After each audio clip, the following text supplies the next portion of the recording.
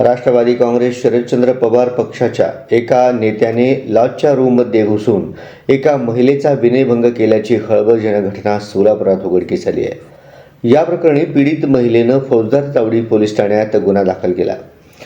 मनोहर सपाटे असं गुन्हा दाखल नेत्याचं नाव असून तो सोलापूरचा माजी महापौर देखील राहिला आहे। तो सध्या राष्ट्रवादी काँग्रेस शरदचंद्र पवार पक्षाचा सदस्य देखील आहे। याबाबत अधिक माहिती अशी की महिला तक्रारदार या पुणे येथे वास्तव्यास असून त्या मूळच्या उत्तर सोलापूर तालुक्यातील आहेत। गावातील शेतीच्या वादामुळे त्यांची एक कोर्ट केस सध्या सुरू आहे। या केससाठी त्यांना सोलापुरात वकिलांना भेटण्यासाठी यावे लागते। संबंधित महिला 14 जून रोजी माजी महापौर मनोहर सपाटे यांच्या मालकीच्या शिवपार्वती लॉजमध्ये राहिल्या होत्या। सुरुवातीचे 2 दिवस त्या रूम नंबर 202 मध्ये होत्या। नंतर पुढील 2 दिवस त्या रूम नंबर 205 मध्ये राहिल्या।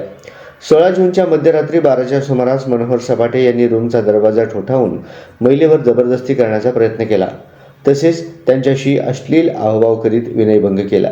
यानंतर पीडित महिलेनं घाबरून तुम्ही माझ्या वडिलांसारखे आहात असे का करता असे म्हटले असता आरोपीनं अर्वाच्य भाषेत शिवीगाळ केली। तू कुठेही तक्रार केली तरी मला काही फरक पडत नाही, कारण माझे वय जास्त असल्यामुळे मला लगेच जामीन मिळतो असेही आरोपीने म्हटल्याचे तक्रारीत नमूद करण्यात आले आहे। यानंतर आरोपीने वारंवार मोबाईलवरून संपर्क करत पीडितेशी शारीरिक संबंध ठेवण्याचा आग्रह केला होता। पीडित महिला 24 जून रोजी वकिलांचा सल्ला घेण्यासाठी पुन्हा सोलापुरात आल्या। यावेळी महिलेला आरोपी सपाटेचा फोन आला। त्याने लॉजवरील रूम नंबर 307 वर येण्याचा आग्रह सुरू केला।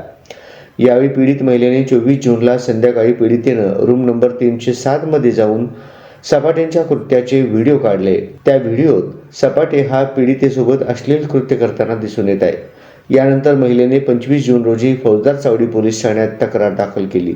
महिलेच्या तक्रारीनुसार मनोहर सपाटे याच्या विरोधात गुन्हा दाखल करण्यात आला असून पोलीस पुढील तपास करत आहेत।